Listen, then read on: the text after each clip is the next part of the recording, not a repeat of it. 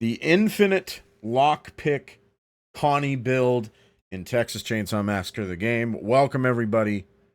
Another build video for you here, this time with Connie. Yep, probably the most popular character in the game, probably the most divisive character in the game. For the family side, a lot of people think she's too strong. Maybe she is. I don't think her ability itself is too strong, but I think that there could be greater downsides to it. But we're not here to talk about balance. We're here to talk about a build. Now, jumping into it, why should you use this build? Because it basically means that you can unlock the escape or an avenue to an exit within the first minute of the match. And the way that this game is kind of designed is such that typically, with the exception of Slaughterhouse, which is just, I can't wrap my head around why it's designed that way. But for Family House and Gas Station, the design theory seems to be that it starts out as a very small area that is easy for the family to patrol. And then as the victims begin to open up doors and other lanes of escape, it becomes more and more difficult for the family to patrol exits until eventually, it becomes too difficult, and then victims are able to actually escape. So she is here to help with that, to open up those really difficult doors, to help your team, and not necessarily to get out as fast as possible, although you definitely can do that with this build, but more so to unlock as much stuff as possible so that you can help your team. And maybe even occasionally provide a nice distraction. So let's get into the ability first. Now, the thing that stinks about her ability is the way that I think you should build this ability is going to make it so that no matter what, one of your choices in this skill tree is going to get erased and be rendered useless. Now, as you are actually leveling her up, if you only have level 1, you always want to take quicker recharge rate. Now, none of these perks stack. These ability things do not stack. I just realized I should have mentioned that in my Hitchhiker video, but it is what it is. These don't stack. Now, that might be confusing because Connie, I think, is one of the only people who has this. Or you'll notice when you go to decrease stamina cost, it specifically says it does not stack at the end of the description of the ability, right over here. Now, that would seem to imply that any other perk in an ability tree that doesn't say that it does not stack would stack, right? But that's not true. None of these stack on any character or any ability. None of these stack. So that seems kind of confusing. It almost seems like that, is a holdover description that shouldn't be there. Like, this should not be here, but I don't know. It's weird. But anyway, if you're level 1, go ahead and take quicker recharge rate because that's the only thing that's really worth it. You want to get as low of a cooldown as possible so that if the match does drag on, you could get 2 uses out of her ability because her ability is arguably the best ability in the game. Most people would argue, wouldn't even have an argument against it and say it's indisputably the best ability in the game, whichever word it is. Sorry, I'm tired. So you always take the quicker recharge rate, and then when you get to level 2, because these don't stack, you could go ahead and take the lesser, the decreased stamina cost, and then take level 2 quicker recharge rate. And then when you get to level 3, I don't think the 20-second difference between 200-second quicker recharge rate and 180-second quicker recharge rate is going to make a huge difference. However, there being no stamina cost when you activate your ability at level 3 can make a huge difference. Like, there's very rarely going to be a moment in a match where it's like, dang, man, if I had, if it weren't for that 20 extra seconds, I would have been able to get that door unlocked. Like, she picks most doors so quickly anyway, and that would be so late into the game that it's pretty unlikely that a family member is going to be right on you and you need to get it picked now with her ability.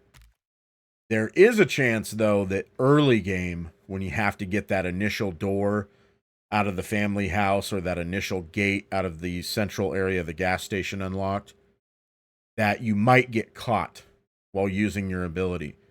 And if that happens and you are out of stamina because of your ability, there's a really good chance you're going to die. So taking away that stamina cost so that she can run away is huge. So you have to take this as your level 3 perk for this ability. So unfortunately, that means that your level 1 perk is going to be wiped out. This is now useless. It doesn't provide you any benefit because it's being overwritten by there being no stamina cost whatsoever. But that's life. That is what it is. So it doesn't matter what you take here. None of the stacks. You could go, if you wanted to, go left, left, middle, or go middle, left, middle. Doesn't matter. The first perk is being overwritten either way. So all that matters is level 2, quicker recharge rate. Level 3, no stamina cost. All right. Now for the skill tree.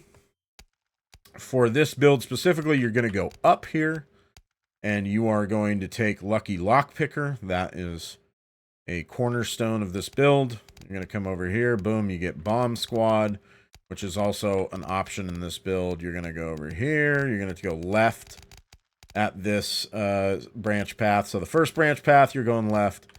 Second branched path, you're going left. You're going to go up here. You're going to go right, because you want to get Efficient Locksmith. And then you're going to come up here, and you're just going to finish out the rest of your tree. Now, for this part of the tree, you should take this perk, because this is a really good perk regardless, but it also is going to allow you to get these 2 extra attribute points. If you're not interested in this perk for whatever reason, now a lot of people would argue that this is like the single best perk in the game. But if for some reason you don't want to take this perk, I don't use it in this specific build, but I do use it in other builds. Like if I were to play an Anna or a Leland, I would choose flight on them most likely.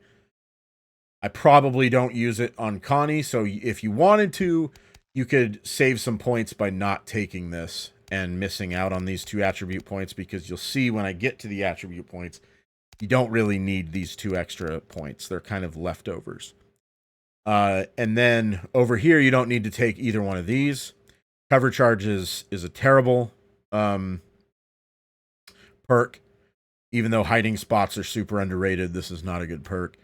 Extra Drip is actually one of the better healing perks in the game, but you don't need it because for the most part, you're not going to need that much healing with Connie, because if she gets caught, a lot of times she's going to be dead, and she has such low HP anyway that she doesn't need the extra healing, because 1 big bottle of healing will probably get her to full most of the time.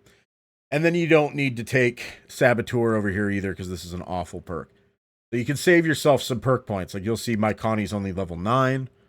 So if you are trying to be as economic as possible with your perk points, you don't have to take all of these, and you can save some.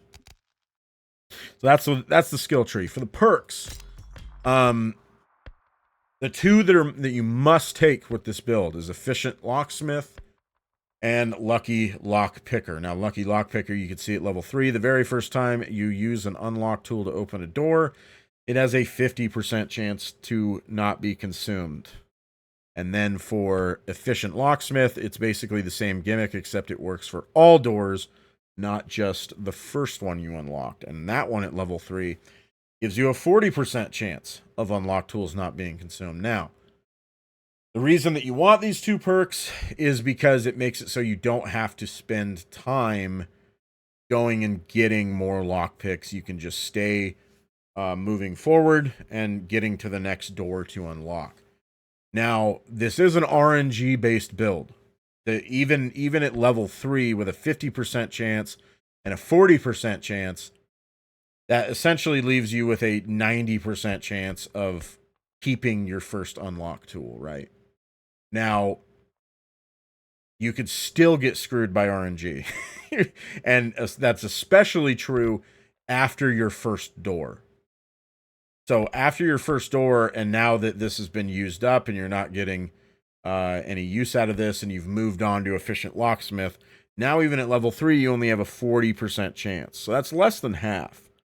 And so there's a lot of situations where you might be relying on this and crossing your fingers and being like, oh man, this is the last door before I get to the car battery. Please don't break. Please don't break. It breaks. Now you got to go find another unlock tool. The nice thing, though, is that as far as I'm aware, pretty much every area in the game has an unlock tool box somewhere nearby. So, like, you know, it doesn't matter if you go to car battery or to the generator, there's going to be an unlock toolbox somewhere there to help you get another one.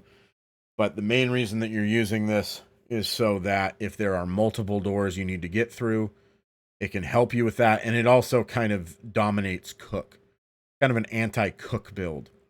So for instance, if you know, there's multiple times where this will really come into effect, but like, let's say you're playing on Family House and cook has padlocked the back door. You could get up there, unlock it, use her ability to unlock it instantly. Oh, look, I kept my lockpick. Now I can run all the way to the back gate, unlock that super fast. And even if somebody notices you right away, like the cook goes, oh, wait a minute, my padlock's gone. I got to go check that. Chances are you're going to get that back gate picked before he can get all the way around there and stop you. And now, even if he gets to you, you have now created a huge area that the family has to patrol, and that's massive for your team. So that's why you're taking this. For your third perk, you have a little bit of flexibility here, and in my opinion, there are 3 options. The one that I will typically take is Intuition. The reason for that is because there will be moments where, you know, very rarely where you'll play a team that for whatever reason is hard camping generator and car battery specifically. I remember I had a match once where it was like a Sissy and a Cook, or a Sissy and a Johnny, something like that.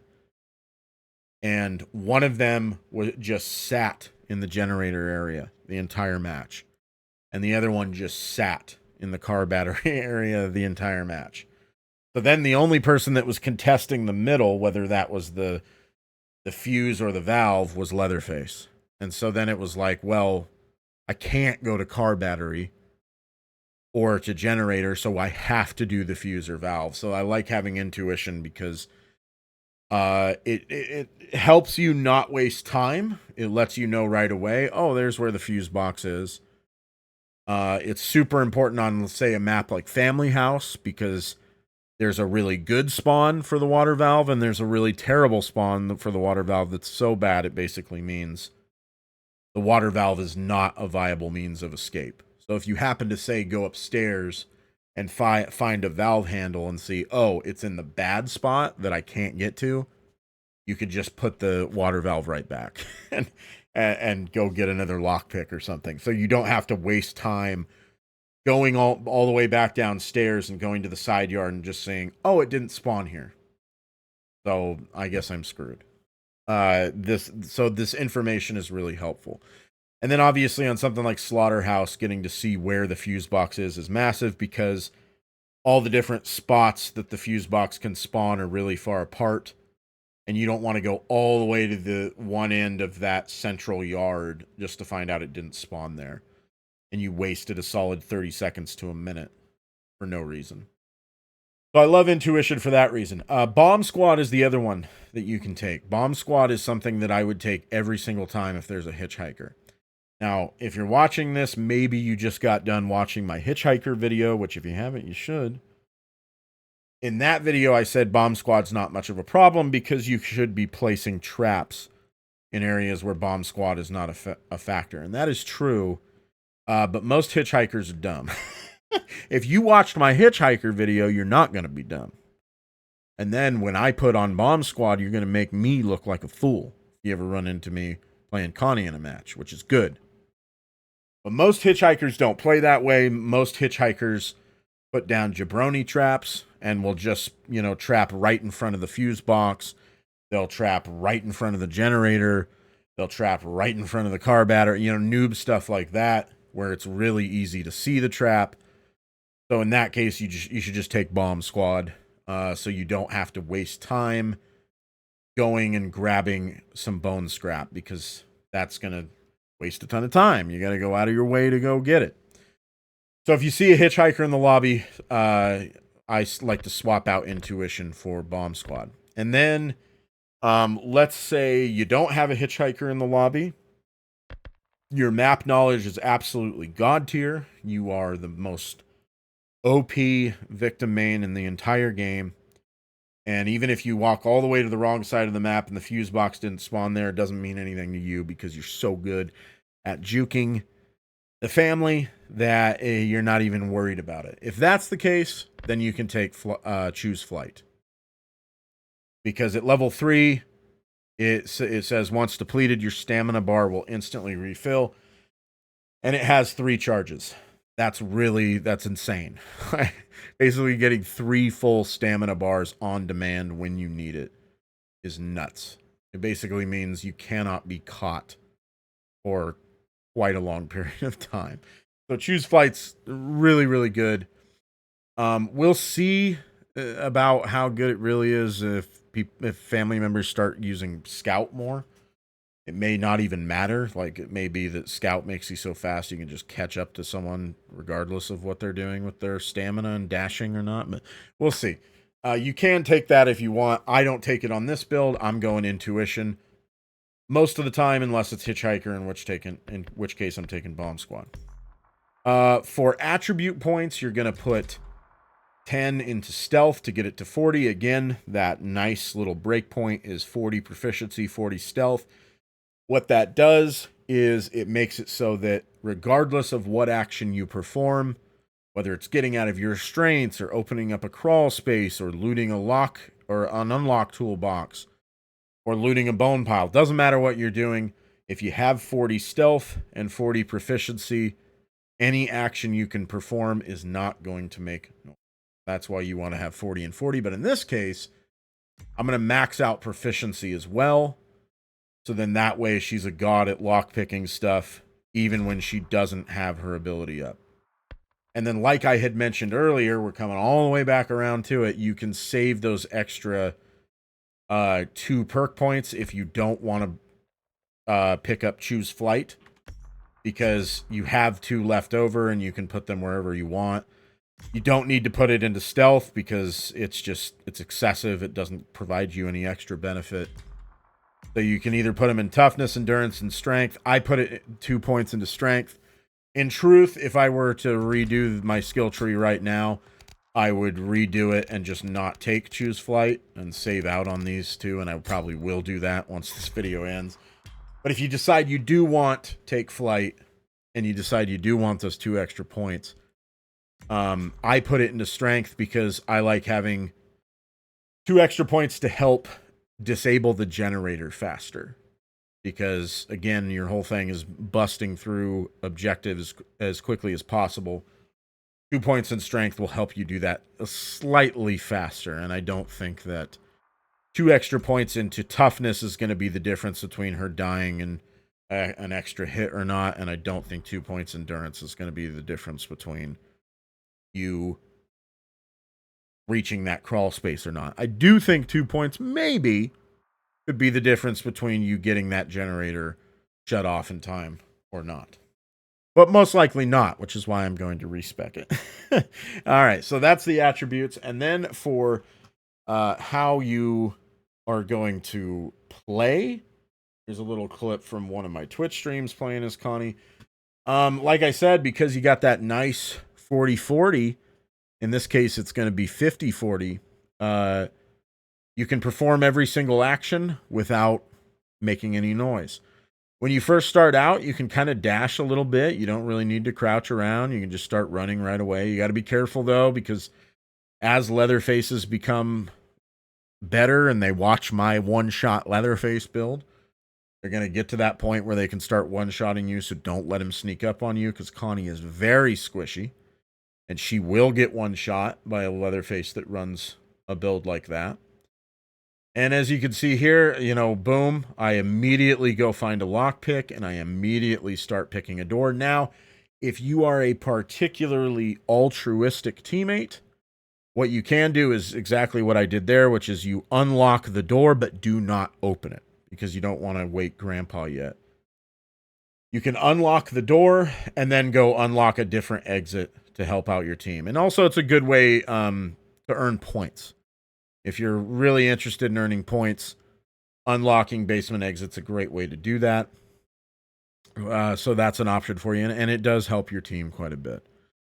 So you can go around just unlocking exits, and as you can see, my lucky lockpicker kicked in there, and I kept my lockpick so I don't have to waste any time looting another one. So there you go. You can go around opening up basement exits and stuff to help your team.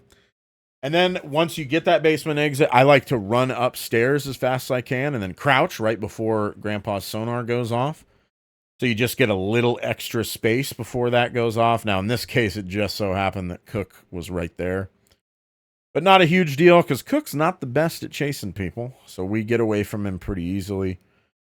Use crawl spaces to your advantage as much as possible with any character, but especially with Connie. Take advantage of those iframes. Now, here is exactly where you want to use your focus ability. So if Cook is chasing me there and he loses sight of me, and then I quickly pick that door, he might go, man, where'd she go? And he might not even consider, oh, she just blew through that lock in half a second. That half second that he was making his way around that gap, I blew through that door. So don't use her ability on a basement exit, is my point. Wait until it's a very important critical door and then use it on that to get through it quickly. So it's either one of the two red doors that lead into that kitchen area that goes to generator, either one of the two doors that leads into the loading dock that goes to car battery, that's on Slaughterhouse. The back gate on Family House, either one of the front two doors on Family House. And then on gas station, either one of the two gates that lead to the generator or either one of the two gates that leads to the car battery. So that's what you want to use her ability on. Now, this can vary. There could be moments where you're playing on gas station and someone else has distracted the entire family and has allowed you to open up one of the two critical gates for free. If that happens, great. Then you don't need to use your focus ability necessarily. I would still probably use it there, though, because as long as you get past them, that means if one of them is checking the gate from across the yard and they see that nobody's over there, they might just assume, oh, nobody's picked that yet. And now you're going to get all the way to that gas station door and be out of view, so you have plenty of time to pick it. Whereas if you do the opposite and try to save your ability for the gas station door itself, somebody might spot you while you're in the middle of trying to pick the gate and come over and patrol that area before you can actually get out. So yeah, that's basically how you want to play Connie. And as you can see here, hey, you got to run away the second somebody gets to you. Look for those wells. Wells are your friend as Connie. In this case, I barely survived. I got whacked by a Leatherface. Luckily, had a healing item on me and landed right next to one. But yeah, wells are your friend. Use crawl spaces, abuse those iframes, but get to wells when you can. Also, hiding spaces are very underrated, especially when you're in the basement with Leatherface. If you think you're about to get hit by Leatherface and there is no crawl space nearby, but there is a hiding spot, jump into the hiding spot. Because at the very least, he won't be able to one-shot you at that point. Like, yes, he will pull you out of the hiding spot, and then he'll know where you are, and he'll even do a little bit of damage to you by pulling you out of the hiding spot, but you won't be dead, and you'll have a fighting chance, and he'll have to rev up his chainsaw all over again. So utilize hiding spots if you absolutely need to. So this is the Infinite Lockpick Connie build. Give it a try. Tell me what you think. 19 years from now, when you finally get into a lobby where nobody wants to play Connie, tell me what you think about this build. But I appreciate all of you watching. I hope this video helps you. If it did, like, subscribe, comment, all that good stuff. And I will see you in the next video.